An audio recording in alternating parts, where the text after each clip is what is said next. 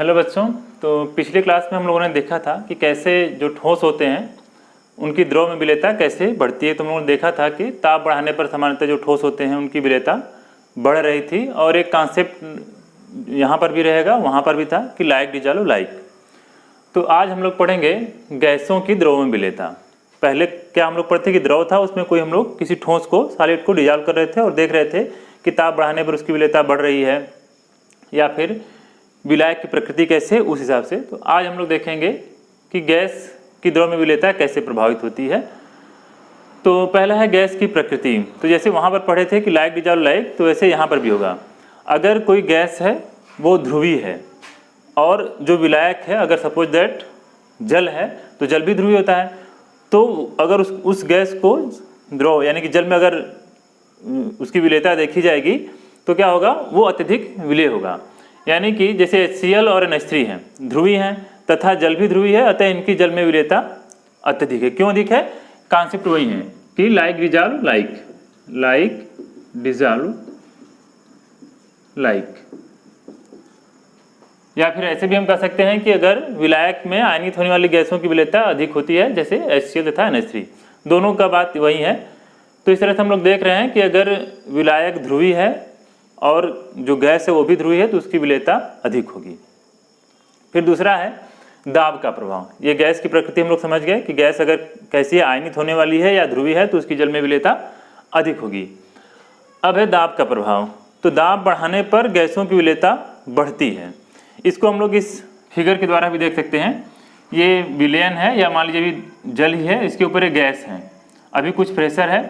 तो अगर हम लोग प्रेशर बढ़ाएंगे, हम लोगों ने यहाँ प्रेशर देखिए बढ़ा दिया है, यहाँ जो वेट है बढ़ा दिया हम लोगों ने। तो जब प्रेशर बढ़ाएंगे तो उतने ही आयतन में अब गैसों की संख्या अधिक हो जाएगी। तो ये जब गैसों की संख्या अधिक होगी तो उन गैसों की संख्या विलयन या जो द्रव है उसमें भी अधिक हो जाएगी।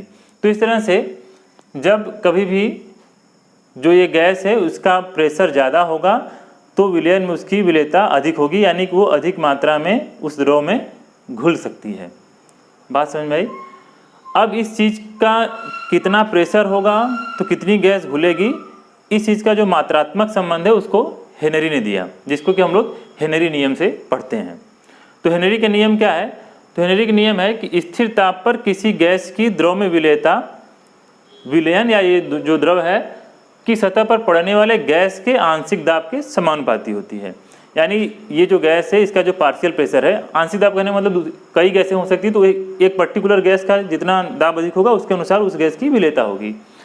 तो स्थिर ताप पर किसी गैस की द्रव में विलेयता विलयन की सतह पर पड़ने वाले गैस के आंशिक दाब के समानुपाती होती है। ये यहाँ पर S विलेयता है। ये विलेयता कहने का मतलब क्या है? विलेयता हम लोग पढ़े थे कि वह अधिकतम मात्रा जो उसमें घुल सके, यानी कि हम लोग दूसरे शब्दों में इस विलेयता को कह सकते हैं कि गैस की मात्रा है। तो ये गैस की मात्रा, तो गैस की मात्रा या विलेयता बोले किसके समानुपाती है? ये जो गैस है उसके आंशिक दाब के समानुपाती है। या तो फिर हम लोग ऐसे भी लिख सकते हैं कि S = KH/P, जहाँ पर KH क्या है? एक स्थिरांक है। और स्थिरांक मतलब आप लोग समझते होंगे, जब कभी भी प्रोपोर्शनलिटी हटता है तो एक स्थिरांक आता है जिसका मान एक फिक्स वैल्यू होता है, और इसको हम लोग हेनरी स्थिरांक बोलेंगे। ठीक है ना?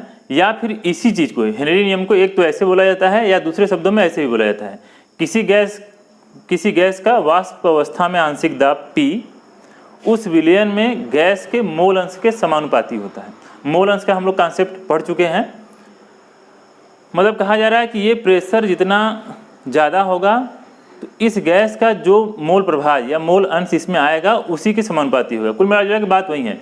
यहाँ पर गैस का मोल अंश बढ़ना या उसकी मात्रा का बढ़ना बात एक ही है। अगर उसकी मात्रा बढ़ेगी तो जाहिर सी बात है उसका मोल अंश भी बढ़ेगा ही। जब इस गैस की मात्रा बढ़ेगी तो उसका मोल प्रभाव भी बढ़ेगा ना, मोल अंश भी बढ़ेगा।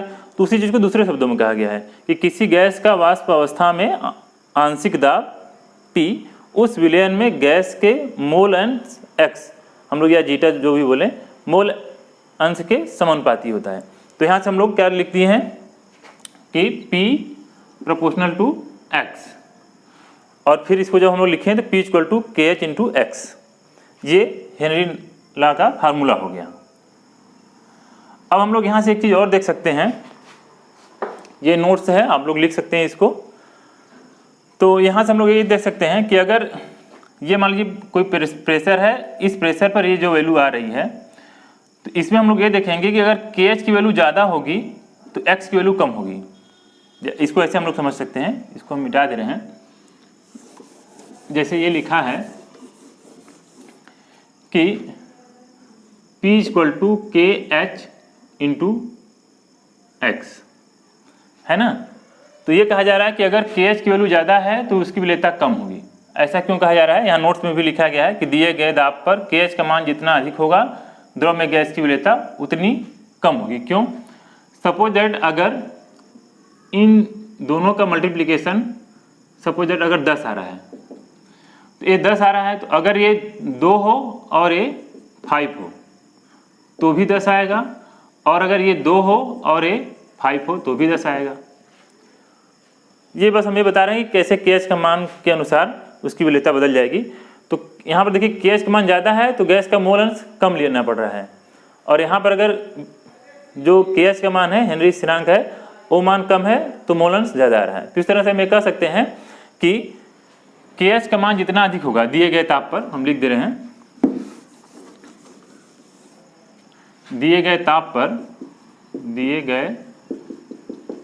पर, ये नोट्स में अलग से लिख लेना है, दिए गए ताप पर KH का मान जितना अधिक होगा विलेयता उतनी कम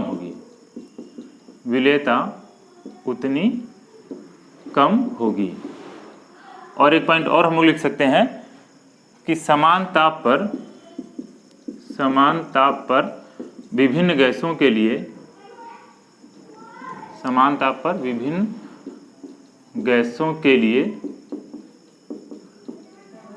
KH का मान भिन्न होता है।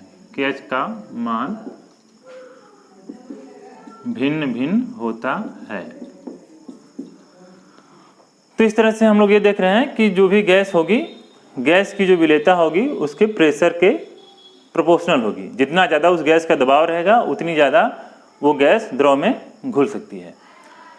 अब इस पर हम लोग एक सवाल कर सकते हैं। एक NCERT में जस्ट इस हेडिंग के बाद एक एग्जाम्पल है जो लगाया है। हम लोग क्या करते हैं, उसके अगले नेक्स्ट पेज पर एक क्वेश्चन है जो उसका सलूशन नहीं है, तो हम लोग उसी क्वेश्चन को करके देख लेते हैं कि कैसे इस पर क्वेश्चन आ सकते हैं। तो क्वेश्चन कुछ इस तरीके से है, यदि H2S हाइड्रोजन सल्फाइड गैस की जल में STP पर विलेयता, ये STP NTP वगैरह हम लोग 11th के जो गैसीय नियम थे, मेटल वाला जो चैप्टर था उसमें हम लोग देख चुके हैं।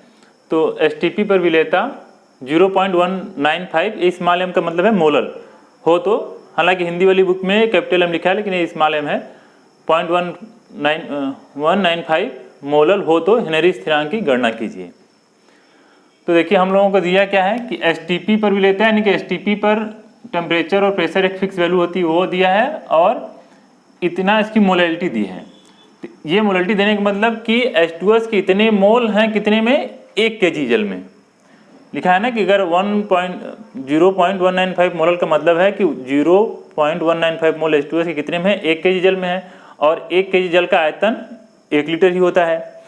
और हम लोग एक अलग से क्वेश्चन कर लिए थे इसीलिए कि अगर 1 लीटर जल है तो उस जल की मोलरता क्या होगी। अगर मतलब एक कोई बर्तन है 1 लीटर का और उसमें अगर हम लोग पानी रख दें तो इसकी मोलरता कितनी आएगी, मतलब इस आयतन में जल के मोलों की संख्या कितनी आएगी। इस क्वेश्चन को हम लोग कर लिए थे। तो जल की जो मोलरता होती है वो 55.5 होती है, यानी कि जल का आयतन यदि 1 लीटर है तो उसमें जल के मोलों की संख्या ये होती है। तो इस तरह से हम लोगों को देखिए H2S की मोलों की संख्या पता चल गई और जल की मोलों की संख्या पता चल गई, तो हम लोग मोल प्रभाव या मोल अंश H2S के निकाल सकते हैं। तो यहाँ से हम लोग क्या करेंगे, ये जो फार्मूला होता है मोल अंश जिसका निकालना होता है उसके मोलों की संख्या डिवाइडेड बाई कुल मोलों की संख्या, तो एक करके हम लोग H2S का मोल प्रभाव ये मोल अंश निकाल लेंगे। मोल अंश निकाल लेंगे और हम लोगों को क्या निकालना था, KH निकालना था, और STP पर जो दाब होता है वो 1 बार होता है, या ये 0.897, इसको हम लोग 1 लेके ही सॉल्व करेंगे। तो P = के ये जो हेनरी लॉ था उसका फार्मूला लिख दिया हम लोग। इस फार्मूले में हम लोग क्या करें, जो H2S के निकाले हैं, यहाँ पर देखिए जो मेन था वो जल की मोलरता था। अगर आप ये नहीं समझ पाएंगे कि यहाँ पर जल की मोलरता या जल की मोलों की संख्या का कैसे लेना है तो फिर क्वेश्चन नहीं लग पाएगा। तो इस तरह से हम लोग क्या करेंगे, ये H2S के जो मोल अंश आया उसको रख देंगे, KH हमको निकालना है, P 1 बार हो गया, तो यहाँ से KH आ जाएगा 285 बार।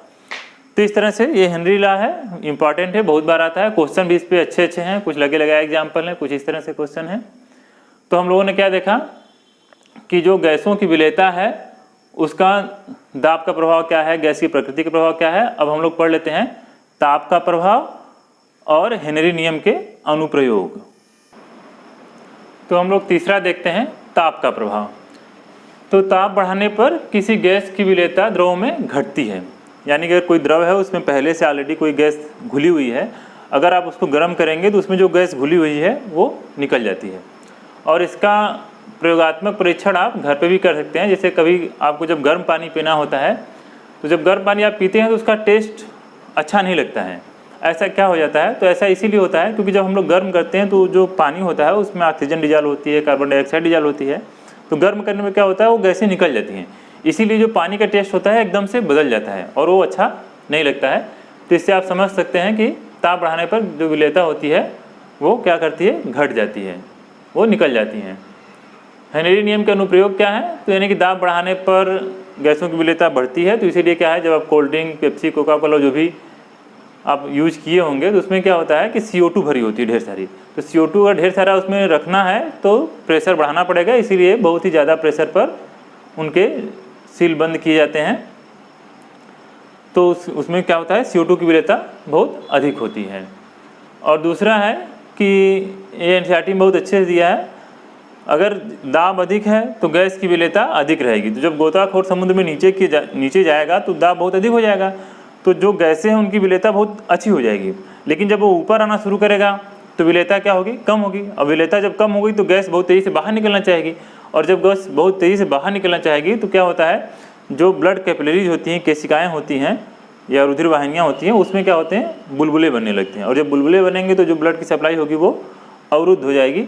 तो जो ब्लड की सप्लाई अवरुद्ध होती है तो उसी को एक मेडिकल कंडीशन बेंड्स बोला जाता है, जो कि पीड़ादायक होती है और कभी कभी जान भी जा सकती है।